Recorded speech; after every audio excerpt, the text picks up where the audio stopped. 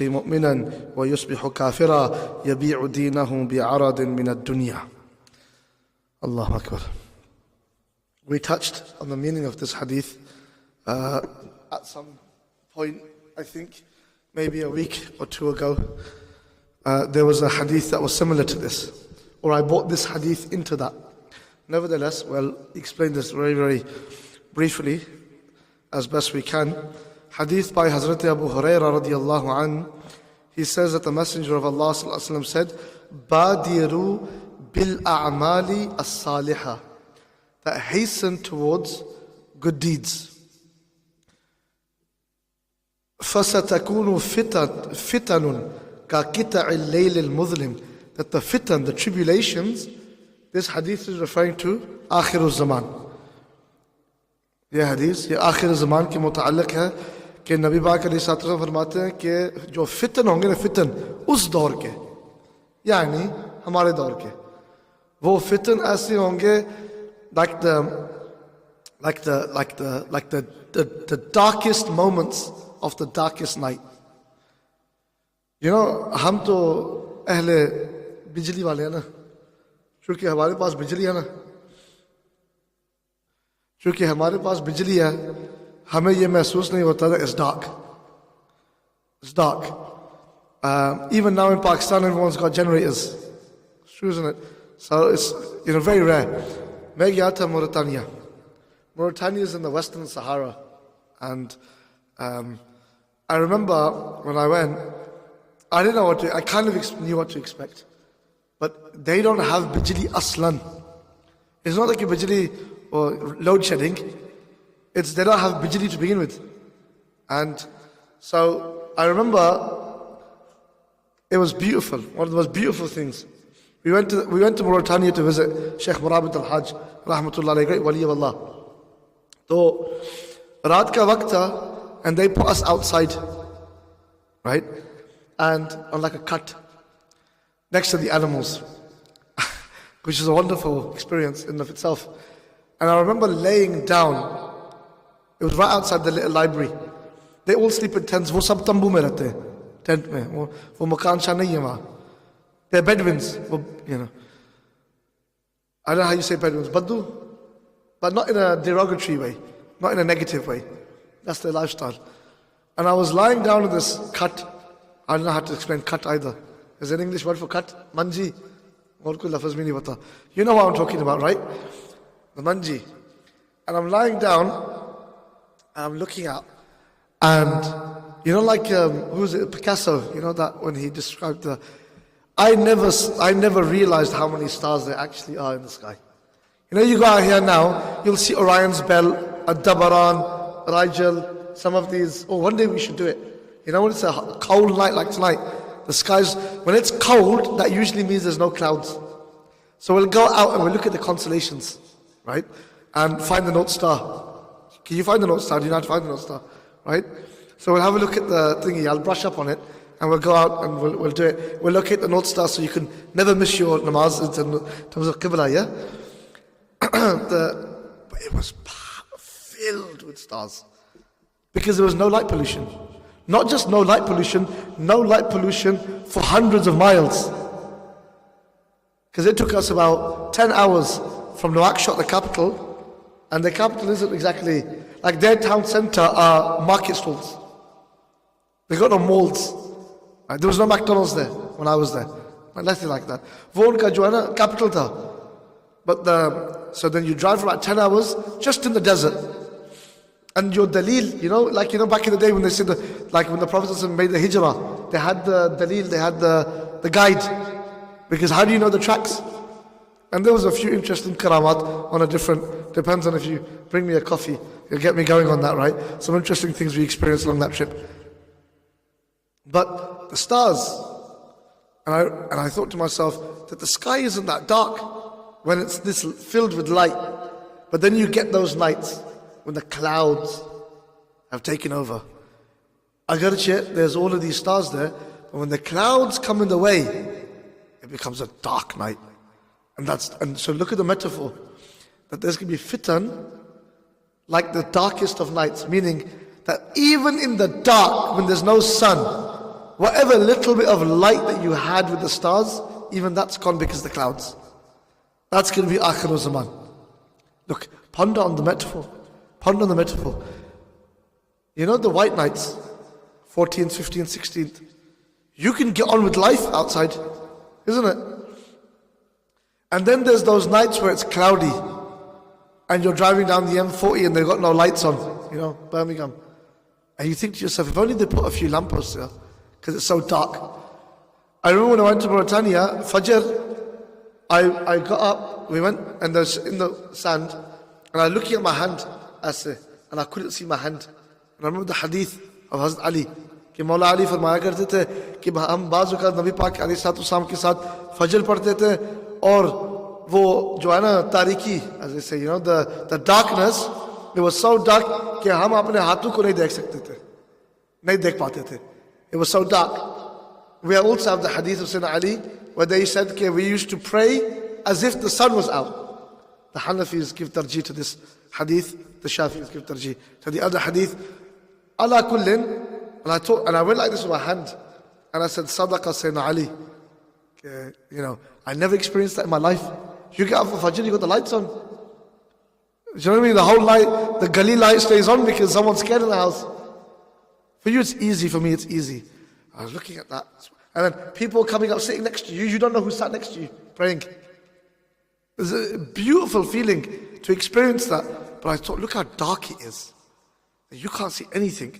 So, Akhir Zaman, जो क़यामत के पहला, क़यामत के क़बल जो दिन होंगे ना, वो तारीकी, वो जो है ना, वो ऐसा होगा कि आप अपने हाथों को नहीं देख सकेंगे.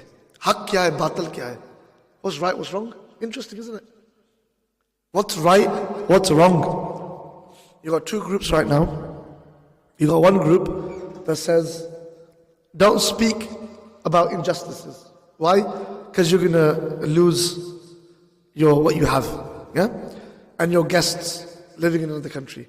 One group says you should speak the haqq, even if it means that you give sacrifices. One group says there's no fayda in boycotting. Apne nuksan ho na, don't do it. Some say you should do it. Confusing, isn't it? Isn't that confusing? Because you have people on both sides, often very respectable people, oddly, on both sides. Confusing. What is haqq? What is batil? Look at the firqas. How many firqas you have? We have more firqas probably than Muslims. Firqas. First you had like Sunni, Shia. Amongst Sunnis, you have Sunnis, Salafis, Brelvis, Deobandis. Now within Brelvis you got Tafzilis, non-Tafzilis. Within them you've got some people that may have some Nasbi tendencies. So it's never ending. It's never ending fitna. Just you keep, every 4 or 5 guys you get together, you make your own little group. Hum Hussaini hai, wo aur hai. Then amongst the Hussainis you're going to have those that say this and those. What's going on here? Salafis, you got Madkhali Salafis. Then you got the quote-unquote Orthodox, whatever that means, Salafis. You got the New Age Salafis that don't like Muhammad bin Abdul Wahhab and Najdi anymore. And they don't like Sheikh Rabi' and they're on some different flex. Then you got the new age sort of, I don't have any madhab. You know, कि मेरा कोई मसलक नहीं है, मेरा कुछ नहीं है. It's confusing, isn't it? It's confusing. So the Prophet ﷺ described this age. He went on a little hill and he said to the Sahaba कि मैं फितनों को ऐसे देख रहा हूँ कि अपने घरों पे like बारिश, badal on your, not badal in our badal, Urdu is different, Punjabi is different, but that barish falling, what does that mean? Barish is indiscriminate. Barish ये नहीं देखती कि ये कौन है ये क्या है. Barish तो falls, doesn't care, indiscriminate. Hakada the fitnas. The fitnas are not going to look at whose house. ये मौलवी का घर है, ये मौलवी का घर नहीं है. ये मुसलमान का घर है, ये मुसलमान का घर नहीं है. ये पाकिस्तानी का घर है. Fitnas for everybody. For everybody. Everybody will be mubtala in the fitna. Everybody. Look at the fitnas today. Look at them. You have Muslims. I keep saying to people, you have Muslims in many ways we have in many ways. हम इतने आगे गुजर चुके हैं अब एक किस्म की जो है ना लिबरल सेक्युलर फिलॉसफी में कि अगर हम अपने पुरानी किताबों को पढ़े ना शायद ऐसे मुसलमान हो जो मुर्तद हो जाएं. वाई? चूंकि शरीयत का ये फरमान होगा तो वो कहेंगे कि this goes against my conception of human rights. I'm not saying this in any way mockingly. I'm saying this as a haqiqat. As a haqiqat. Imagine, may Allah Ta'ala be kind immensely to Qibla Pizar Sahib, who I've got a video I can show you of 1987 or before. I think it was 1987. 1987. This video in a house, Hazrat Ziaul Ummat Rahmatullah alayhi sat there, Pir Karam Shah alayhi Rahmah, Qibla Pizar Sahib sat here, and Pizar Sahib was going off on one. Pizar Sahib was really going off on one, like he's very passionate at this point. Hazrat Ziaul Ummat sat there listening. And they sat in England. I'm talking about the 80s. Pizar Sahib says, then, you do the qiyas for now. He says, हमने अपने बच्चों को दियार कुफर में लेके आए और हमने उनको जो है ना life vest, the boat, they put a life vest ताकि अगर आप पानी में गिर पड़े तो आप you won't drown. He goes, हमने उनको वो पनाया भी नहीं है और हमने उनको धक्का दे दिया कि जाए स्कूल जाए. Like no life vest, no teaching, nothing, and you push them off 8 hours. From 8 o'clock in the morning till 3 o'clock, 3:30, you're going to go and get all of your education from people that don't share your same values. I'm not saying that they're bad, but they're only going to teach you what they know. For 8 hours, let me ask you a question. For 8 hours, for them, they were with people that told them that what you think is behayai is not behayai. That sharab is not a bad thing, and let alone the education and all of that I won't mention, that we should mention, that shouldn't be taboos, haqaiq. For 2 hours, I'm talking about my generation, you stick them in the masjid and you say, Maulvi Sahib to suni ki theek karo. Maulvi Sahib's got 35 children, all he's got is 3 minutes to listen to your sabak and tell you to sit over there. And then you come, I listen to your sabak, untu jao thabo. In 2 hours, they just about got through their 30, 40 kids. It's true, isn't it? Come on. And they did that for 5 days. On Saturday, Sunday, we thought, and I'm grateful for it, by the way. Don't ever think I'm being na shukra here. I'm just doing bayane. It's Saturday, Sunday, what should we do with our kids? I know, we'll teach them Urdu. That'd be a great idea. And I'm very grateful for that, because I know Urdu today because of that. We did more Urdu sometimes in the masjid than some people from Pakistan. They really forced the Urdu down. It's great. But that's what it was. Okay, so now I got Urdu. I know when Baba Qaid-e-Azam was born and lived, passed away, I know nothing about Rasulullah alayhi salatu wasalam. Nothing. I know nothing about deen. Nothing. We were very lucky when we became teenagers. Our local Hafiz Sahib, he taught us fiqh and basic things like, we were very lucky. Basic prayer. And when he could see that those that were going through puberty, and he took them to a side, explained to them, how to remove hair, etc., etc. We were very lucky to have him. But aside from that, you just sat there, no understanding, and you just sat there, and over with a lot of negativity, those classes, many of them were taught as well, right? And then afterwards, when they say, oh, the kharab ki hoin? Illa man rahma rabbu. This is not fitna. Habibi, this is fitna. It's huge fitna. Huge fitna. Massive fitna. Because you're now, and then not just that, then your TV time, what are you watching? Simpsons? I'm talking about my generation, yeah?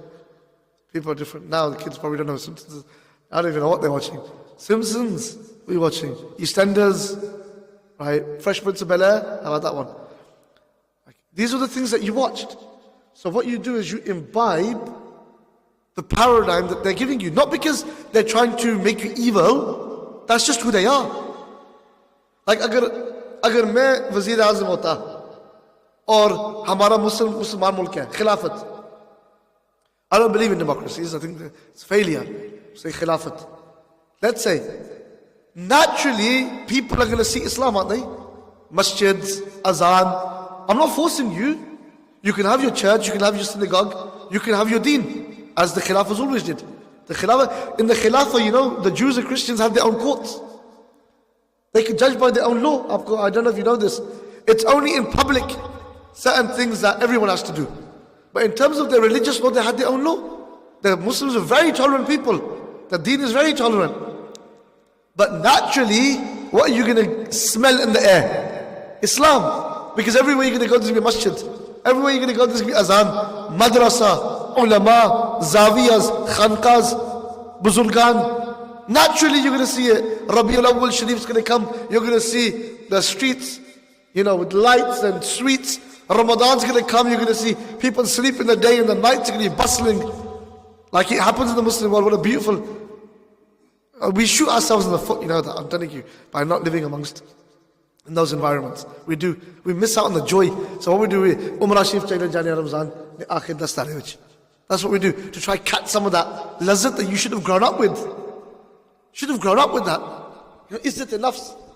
I tell you a fitna. You know a fitna. A fitna is, I was in year 9 when 9/11 happened. I don't know where you were when it happened. I was in year 9, I remember. Year 9 or year 10, can't remember actually. I even remember the teacher, the science class that we were in when they had the 1 minute silence. And I was really cheeky and, I was very cheeky. And let's just leave it there. And I shouldn't have done what I done. But I was just, what I said, and it was wrong for me to say it at that time because we just respect what's happening at that moment. And I said that, I was only a little kid as well, year 9, year 10. And I said, Miss, it was a science class, I said, Miss, can we also have a 1 minute silence for the people of Palestine? This is then because, we were little kids. Dad used to go to the protests in London. And so we kind of grew up. Fortunately, this has been happening for 75 years in Palestine. Now, at that time, I shouldn't have done that. That wasn't clever on my part. I was a kid. But I remember the anger on my teacher's face and how she threw me out the class. I don't think that me merely saying, can we have a minute silence for Palestine? I didn't say in the minute. It was just, we were going to do it at that day, I don't know what time. And I just decided in the morning, said, Miss, can we do it for Palestine? And she just got so angry and flipped at me and threw me out the classroom. And I remembered at that point when I realized, there's a difference between them and us. I felt that there's a difference between their dead and our dead from a very young age. And all we did since that day is answer on behalf of Islam. How do you justify polygamy in Islam? How do you justify the Islamic law of such and such? All the books that were coming out, do you remember? 101 answers for Islam. Why do I need to answer for Islam?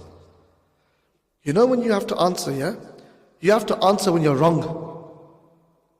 जवाब वही देता है जो गलत होता है. मैं आपको prosecutor हूँ, and you are the claimant. I'm the prosecutor and you're the defense, right? जवाब आपने देना है, क्योंकि गलती आपकी है. Or suppose it, I am expected to be correct. Why does one particular worldview get to dictate the mi'yar of right and wrong of another worldview? Do you see that point? I don't know if you're getting this point.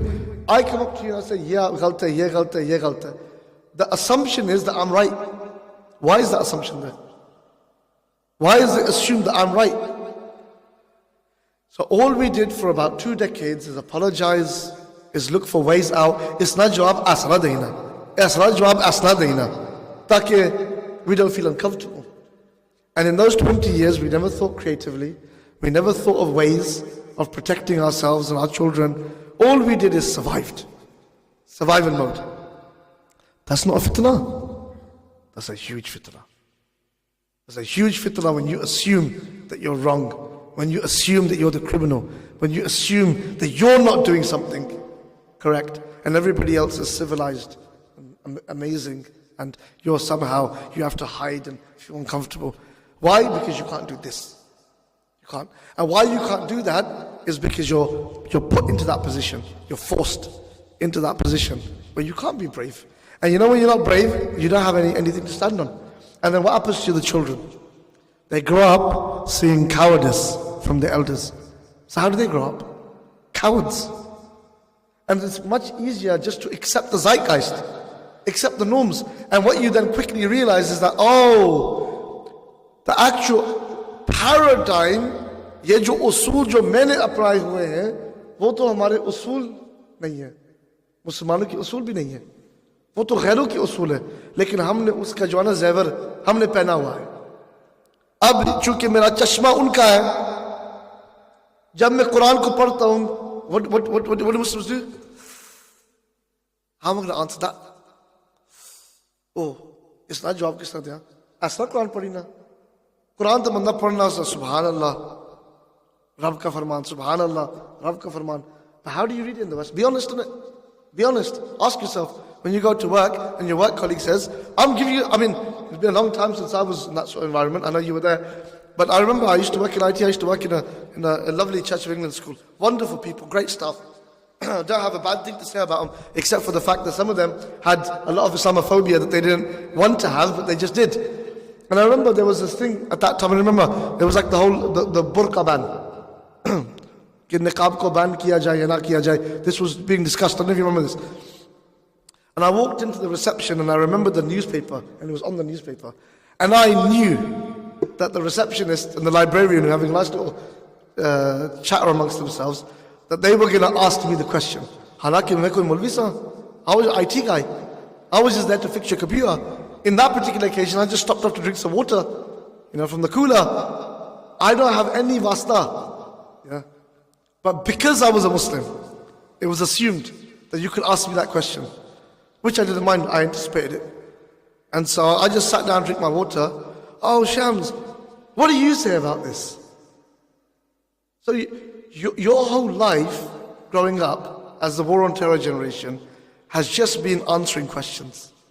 That's all it's been, defending Islam. I'm not saying that you don't have to do that, but I'm saying, when you're occupied doing that, you have no time to think creatively. Isn't it? If you've got a business and all you're doing is trying to make your business survive, are you able to grow your business? Are you able to expand it? No. Only when your business is set, it's running, it's functioning, you got the headspace, can you say, how do I 5x this? How do I do this? But when you're just trying to make ends meet, you ain't thinking about that. That's what happened to us. I don't know if you've picked up on these points that I made, but that's a fitna, unbelievable fitna. Where paradigmatically, you've adopted a different paradigm. And so all you're doing is trying to square your deen with it. Square your deen with it. And anyone that doesn't do that is looked at as like, oh, he's a bit extreme. As opposed to he's just telling you what his religion says. And it's not extreme at all. It's just different. It's just different. It's not extreme at all. You think it's extreme. It's just different. It's an alternative. I'll give you an example. Is it not, I'll give you one last example, I'll finish on this. Is it not extreme to have an economy without interest? That's more extreme than any other Shari'i injunction that you could think of. Even the hudud. More severe than the hudud is to take interest out of the economy. The entire economy is based on interest, is it not? You take sood out, where are they going to make their money from? They have to do an honest day's living rather than dealing with sood. It's true. It's an alternative. It's an alternative. It is a genuine alternative to a crisis like your houses. Somebody said to me, kids these days, they'll never be able to afford their houses. Yeah, because your generation had nothing to do with that. But, fine, that's true. But they could if you just took the sood away. They could. It's an alternative. Islam, Sharia, I'd say this to any Muslim and non-Muslim alike, that the Sharia is not extreme when understood properly, not by understood by Anjum Chowdhury and these guys that are probably propped up by the haters anyway. I don't mean that. I'm talking about proper Sharia, done properly by the ulama, by the righteous, by the people of hikmah, of taqwa. That Sharia is a genuine solution. And I might do a series on that, of going through all of the main principles of the Sharia, of how it actually genuinely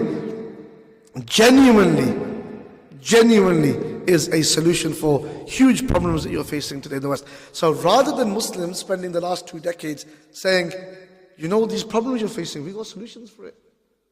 We've got solutions for it. We can help fix your problems. Did you see the World Cup? We can help fix your problems. We give you safety. We give you honor. We give you abru. We give you happiness in your homes.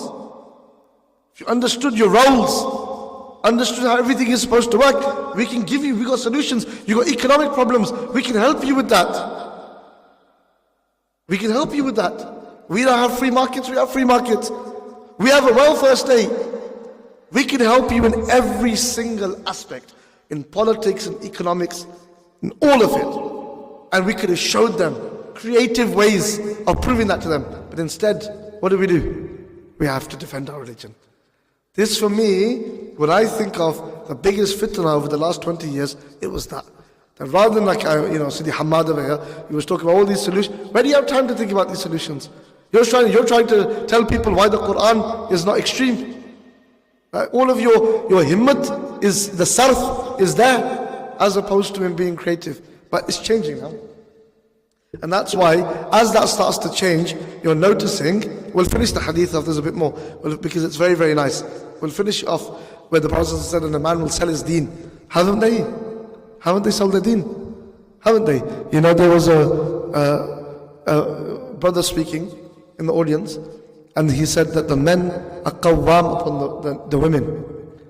Firstly, what does qawwam mean? You have to understand.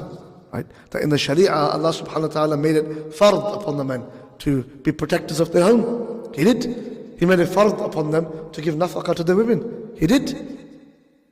Now, the Sharia doesn't make that as like fard, if there's some situation in your house, no. The Sharia is very flexible. But as a rule, men are qawwam. That's their duty, to protect their households, to protect them financially, to protect them physically, to take care of them. So there's a type of authority that is given to them. That's in the Quran. Like you can't deny that. And there was somebody in the audience who, she probably didn't understand what qawwama actually means and assumed that it was her lived experience, perhaps of some members of her family, male members of her family, that use these type of things to be Fir'auns in their home. Yeah? We're told to be Musa, not Fir'aun, right? So maybe that's why. I'm not judging her. But she cackled at the verse of the Quran. Right? Now this is a Muslimah. Someone that prays 5 times a day, most likely. Wears the hijab, etc. But because she's imbibed the principle, and she hasn't understood the Sharia principle, and it probably hasn't been displayed to her in the correct way as well, probably been displayed to her through a cultural lens that's been very ugly, and I hope you understand what I'm trying to say here, then instead of her figuring that out, she laughed at it. What do you think that does now? For you to laugh at a verse of the Quran? It's kufr. You know, I'm not making that hukm on that individual, because I don't know, she could be mentally not well, she didn't understand the position, she was laughing at something else. But if that is the case, is that not kufr? You know, Allah reward Shaykh Mahmoud Effendi, rahmatullah alayhi, from Turkey. Yeah, Mujaddid, you know, rahmatullah alayhi, that part. You know, on the imamas, they don't have the tail. Do you know that? Yeah, just a Muslim. Fida bhai ki jo hai na, wo piche se, hum usko kya kehte hain? Shimla. Usne Shimla abad rahe. So Aziz Sahab used to say that to his, when the graduates used to finish from Darul, he used to say, aapke Shimla abad rahe. And may your Shimlas, he said, may your Shimlas always stay high. That's what he used to say. You know, that's what he used to say to the graduates of Darul. ये शिमला वो उनका शिमला नहीं होता, अगर ये सुन्नत है तो लोगों ने एतराज किया, people ने एतराज कि ये आपने शिमला क्यों finish किया? They have no Shimla. He says, हम तुर्की में जो secular लोग थे, the secular people, वो मजाक उड़ाते थे कि ये मौलवी को देख, he's like a, you know, maazallah, like an animal that has a tail. He goes, इनकी जहालत की वजह से ये कुफर में जा रहे थे, तो हमने उस शिमला क्यों खत्म कर दिया ताकि ये कुफर में ना जाए. That was his dard. That was his dard. So, because they've imbibed, I was in a lift in Chamlaja Mosque, and in Chamlaja Mosque, and there's three guys, we're going to pray Jummah, they're Muslims, with their suits, mashallah, the mustaches, the text like the mucha, like how Pakistanis do, right? And they're there, and they're very proper, and I'm standing there, and obviously my beard grows longer from my chin than it does from anywhere else. So I'm standing there, and firstly, he had no right. Have you ever had that time where you always walk away thinking, I wish if I had said that, why didn't that come to me then, right? And so I'm in the lift, and I don't know why he should never have done it, and I was in a good mood, it was Jummah, a different day, I might have bitten his hand, and he touched a man's bed, right? And he grabbed my bed like this, and he said, it's like a cheetah, he said in Turkish, right, like a cheetah. And at that time, I had to control all of my nafs, and I just said to him, the cheetah's beautiful. And then his friends just laughed at him, and they made a little joke, and then we left, and it was the end of that. And I should have said to him at that point that it's the sunnah of the Prophet ﷺ, and you should be, I should have told him. But at that point, I just let it go because I felt like my ego was getting involved. But to mock the sunnah of the Prophet, if someone has something for the sunnah, you can't mock it. आप ऐसे तो नहीं कर सकते. The takhfif of sunnah is kufr. To do takhfif, to make light of any sunnah of the Prophet is kufr. Like to the Qazi Ayaz in the Shifa, he says to say that there was dirt on the clothes of the Prophet ﷺ in any way that's negative is kufr. You don't. So, when you grow up and people say, Psh, the Sharia said that, oh, there's a hadith where this happened. Oh, really? It's like that? You know how many times we hear that? Well, how many times? So people read a hadith and they'll be like, that can't be right. Why? Because the first thing they were told was different. And now they're having to match everything with it. Whereas had you grown up in a Muslim country, the first thing you were told largely, not always, would have been religious principles. So then you're matching everything with that. Whereas when you don't grow up, you're 8 hours at school, a couple hours on TV, on the weekend with your mates on TV and whatever then your entire paradigm is liberal secular, and you're always trying to square your religion with it. May Allah Ta'ala give us tawfiq and himmah. And if people don't understand that this is a huge fitna, then we've already lost the battle. May Allah Ta'ala protect us. Khira na kar saka mujhe jalwaye danish falang, surma hai meri aanka khake Medina or Najaf. This is what Iqbal said. He said, I didn't get dissuaded by the enlightenment of the West, because the surma in my eyes, the kohl, was from the dust of Medina and Najaf. Meaning the hubb of Rasulullah and the hubb of his Ahlul Bayt, it saved me. It saved me. And wallahi, I'll tell you, I'm very grateful to be from Ahl Sunnah wal Jama'ah, which is a maslak, a manhaj of adab and ihtiram and muhabba of Rasulullah. And I believe that will, I hope that will be our savior and salvation on Yawm al-Qiyamah. May Allah subhanahu wa ta'ala honor us with the shafa'ah of Rasulullah in this dunya and the akhirah. May Allah subhanahu wa ta'ala keep us firm upon His deen. Allah guide our hearts. Allah rid us of all the false idols in our hearts. Ya Allah, Allahumma arina al-haqqa haqqa wa razukna ittiba'ah. وَأَرِنَا الْبَاطِلَ بَاطِلًا وَرَزُقْنَا اجْتِنَابًا. Allah, show us the truth as truth and allow us to follow it. Show us falsehood as falsehood and allow us to avoid it. Allahumma ameen ya Rabbil Alameen. Bijah al-Nabi al-Kareem Taha wa Yasin. Wa salli Allahumma wa sallim wa barik ala Sayyidina Muhammad wa ala alihi wa sahbihi ajma'in. Bi rahmatika ya Arhamar Rahim.